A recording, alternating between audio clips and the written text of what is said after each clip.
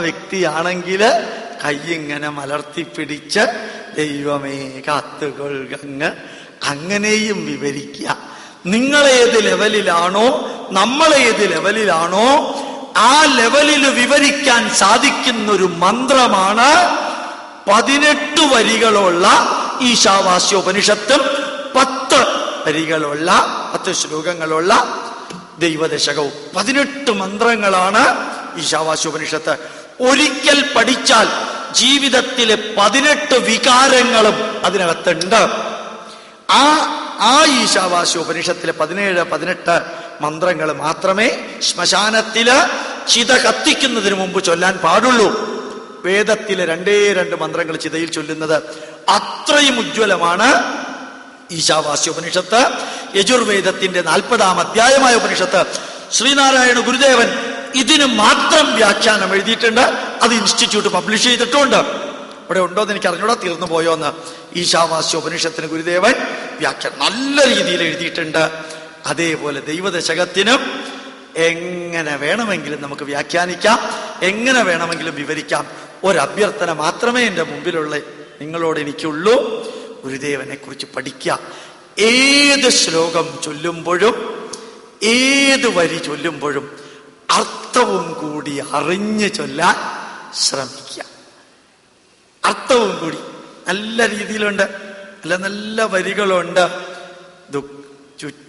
മാനുഷരൊന്നോ രണ്ടോ അതിലൊരു രമ്യമൊരുത്തന് കാൽക്കൊരു മുടവുണ്ടവന് നടക്കുന്നേരം ലക്ഷം മാനുഷർ കൂടുമ്പോൾ അതിൽ ലക്ഷണമുള്ളവരൊന്നോ രണ്ടോ അതിലുടരമ്യമൊരുത്തന് കാൽക്കൊരു മുടവുണ്ടവന് നടക്കുന്നേരം മറ്റൊരു പുരുഷൻ സുന്ദരനെങ്കിലും ഒറ്റക്കണ്ണൻ ആയത് ദോഷം ചേർച്ചകൾ പലതുണ്ടൊരുവനു കിഞ്ചിൽ പൂച്ചക്കണ്ണുണ്ടെന്നൊരു ദോഷം. അർത്ഥം അറിഞ്ഞുകൊണ്ട് ചൊല്ലി വിചാരിക്കാം, നമ്മൾ ആടിമുടി മാറണം. മാറ്റുവിൻ ചട്ടങ്ങളെ, നശിപ്പിക്കുവിൻ ചട്ടങ്ങളെ എന്നല്ല ഗുരുദേവൻ പറഞ്ഞത്. അതുകൊണ്ട് ഓർമ്മിക്കുക, പഠിക്കുക. ഈ ദൈവദശകം നിങ്ങൾക്ക് ക്ലാസ് എടുക്കാൻ സാധിക്കും. തന്നെ ഇരുന്നൊന്ന് സാധകം ചെയ്യുക. നല്ല രീതിയിൽ അത് പഠിച്ചു പോയാൽ നമ്മുടെ ജീവിതത്തിൽ വാശി, പക, ദേഷ്യം കുറയും. വലിയ ദുഃഖമൊന്നും തോന്നില്ല, വലിയ ടെൻഷനും ഉണ്ടാവില്ല. ടെൻഷൻ കുറഞ്ഞാൽ ഹാർട്ട് അറ്റാക്ക് ഉണ്ടാവില്ല, BP കൂടില്ല. ആഫ്റ്റർ ഓൾ നമുക്കറിയാം ഇതൊക്കെ ഇത്രയേ ഉള്ളൂ. കുറെ കഴിഞ്ഞാൽ തിരിച്ചു പോവേണ്ടവരാണ് നമ്മളെല്ലാം. ആരും ഇവിടെ പെർമനന്റ് അല്ല. അപ്പോ ആ ജനനത്തിനും മരണത്തിനും ഇടയ്ക്കുള്ള കാലം ഹൗ യു ആർ ലിവിങ്, അത് ഈ ദൈവദശകം പഠിച്ച് സാധിക്കട്ടെ എന്ന് പറയുന്നതോടൊപ്പം ഗുരുദേവന്റെ ജീവിതാനുഭവങ്ങൾ പഠിക്കാം. ഒരഭ്യർത്ഥന എനിക്കുള്ളത്, ഇന്ന് ഏറ്റവും ഉജ്ജ്വലമായൊരു സംഘടന, നമ്പൂതിരി മുതൽക്ക് നായാടി വരെ ഒരേ ചരടിന്റെ കീഴിൽ കൊണ്ടുവരാൻ കഴിവുള്ള ഒരു സംഘടനയാണ് SNDP. ആ SNDPയുടെ മഹത്വം തിരിച്ചറിയണം. പല പ്രാവശ്യം വെള്ളാപ്പള്ളി നടേശൻ സാറിന്റെ വീട്ടിലേക്ക് പോകാൻ എനിക്ക് ഭാഗ്യം കിട്ടിയിട്ടുണ്ട്. അദ്ദേഹത്തിന്റെ നേതൃത്വത്തിൽ കേരളത്തിലെ ജനത, ഹൈന്ദവ ജനത ഉയരണം, വളരണം. ജനത സ്വീകരിക്കാൻ തയ്യാറാണ്. അതേപോലെ എൻ്റെ മനസ്സിൽ എന്തും പ്രാർത്ഥനയുള്ളത്, നമ്മളുടെ ധർമ്മത്തിൽ നിന്ന് ഒത്തിരി പേര് മറ്റ് മതത്തിലേക്ക് പോകുമ്പോൾ അവരെ തിരിച്ചു കൊണ്ടുവരാൻ കഴിവുള്ള കേരളത്തിലെ ഒന്നാമത്തെ സംഘടന SNDP ആണ്. യേശുക്രിസ്തുവിൽ തന്നെ ജീവിക്കണമെന്നുള്ളവര് അവിടെ ജീവിച്ചുകൊള്ളട്ടെ, അല്ലെങ്കിൽ മുഹമ്മദ് നബിയുടെ പ്രവാചനത്തിൽ ജീവിക്കണമെന്നുള്ളവർ ജീവിക്കട്ടെ. തിരിച്ചു വരണമെന്ന് ആഗ്രഹമുള്ളവര് 10,000-കണക്കിനുണ്ട്. അറിഞ്ഞോണ്ട് ഗോപാലകൃഷ്ണൻ ഉപയോഗിക്കുന്ന വാക്കുകളാണ്. അവരെ ആര് കൊണ്ടുവരും? ഞാൻ പറയാറുള്ളത്, നായർ സമുദായത്തിൽ നിന്ന് പോയവര് നായർ സമുദായത്തിലേക്ക് തിരിച്ചു വരാനും, ഈഴവ സമുദായത്തിൽ നിന്ന് പോയവര് അതിലേക്ക് തിരിച്ചു വരാനും, പുലയ സഭയിൽ നിന്ന് പോയവര് അവിടേക്ക് തിരിച്ചു വരാനും നമുക്ക് ഒരുമിച്ച് പ്രവർത്തിച്ച് ഈ ധർമ്മത്തെ സംരക്ഷിക്കാൻ ഇന്ന് നമുക്ക് സാധിച്ചില്ലെങ്കിൽ പിന്നെ നമുക്ക് ഈ ധർമ്മത്തെക്കുറിച്ച് ആലോചിച്ച് കരയേണ്ടി വരും. ഇന്നലെ പെരുമ്പളം ദ്വീപില് SNDPയുടെ പ്രോഗ്രാമിന് പങ്കെടുത്തപ്പോൾ ആ SNDPയുടെ നേതാക്കൾ പറഞ്ഞു, സാറേ, ഈ ദ്വീപിലുള്ള ഒത്തിരി ഈഴവ സമുദായക്കാര് പോക്കറ്റിൽ കുരിശും കൊന്തയും ഇട്ടുകൊണ്ടാണ് നടക്കുന്നത്. പുറത്തവർ ഈഴവരാണ്, അകത്ത് ഈ കൊന്തയും കുരിശും ഇട്ടുകൊണ്ടാണ് നടക്കുന്നത്. എല്ലാം യഹോവ സാക്ഷികളാണ്.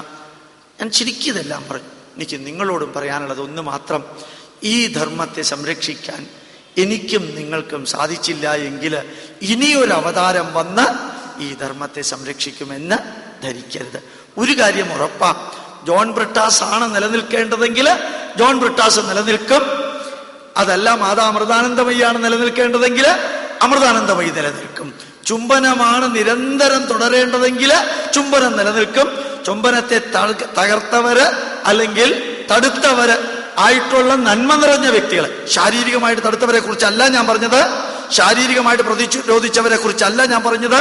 അത് തെറ്റാണെന്ന് ചൂണ്ടിക്കാണിച്ച പിണറായി വിജയൻ സാറ്, DYFIയുടെ സെക്രട്ടറി, അതേപോലെ തന്നെ KR ഗൗരിയമ്മ, അങ്ങനെയുള്ളവരെ പോലെയുള്ളവർ പറഞ്ഞ ഇത് വ്യക്തിപരമായ ജീവിതത്തിൽ നടക്കേണ്ട കാര്യങ്ങൾ റോട്ടിൽ വന്ന് ചെയ്യുന്നത് തെറ്റാണെന്ന് പറഞ്ഞതാണ് നിലനിൽക്കേണ്ടതെങ്കിൽ അത് നിലനിൽക്കും.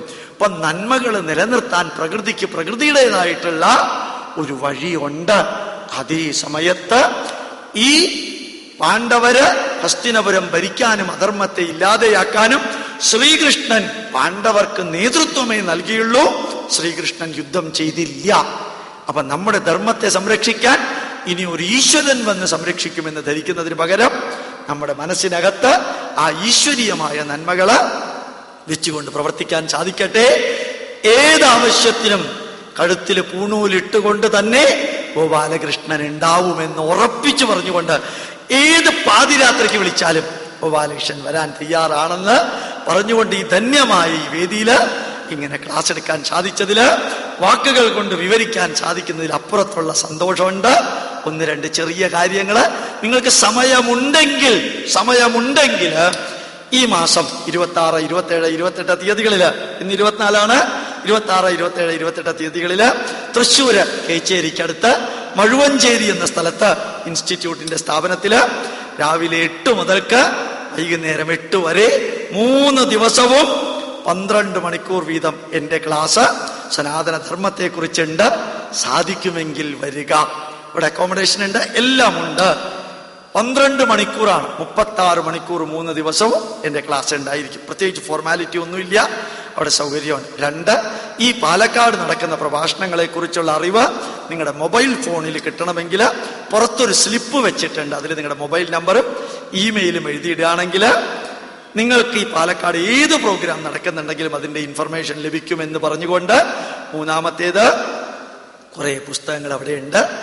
അത് വാങ്ങിക്കണം നിർബന്ധമില്ല. CD-കളുണ്ട്.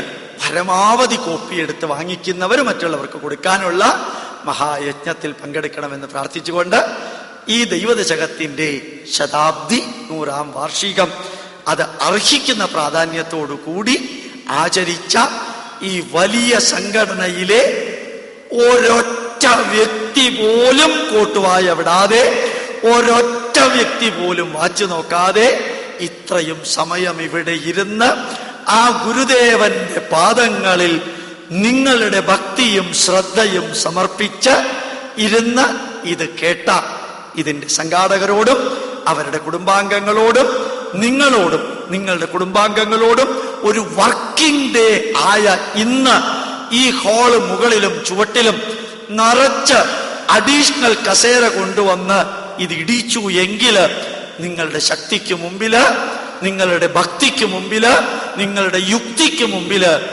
ഗോപാലകൃഷ്ണൻ തൊഴുകയോടെ പ്രാർത്ഥിക്കുന്നു. ദീർഘ ആയുരാരോഗ്യ ഐശ്വര്യാണാം അഭിവൃദ്ധിരസ്തു ഉത്തരോത്തരാഭിവൃദ്ധിരസ്തു ഇതി അഹം പ്രാർത്ഥയാമി.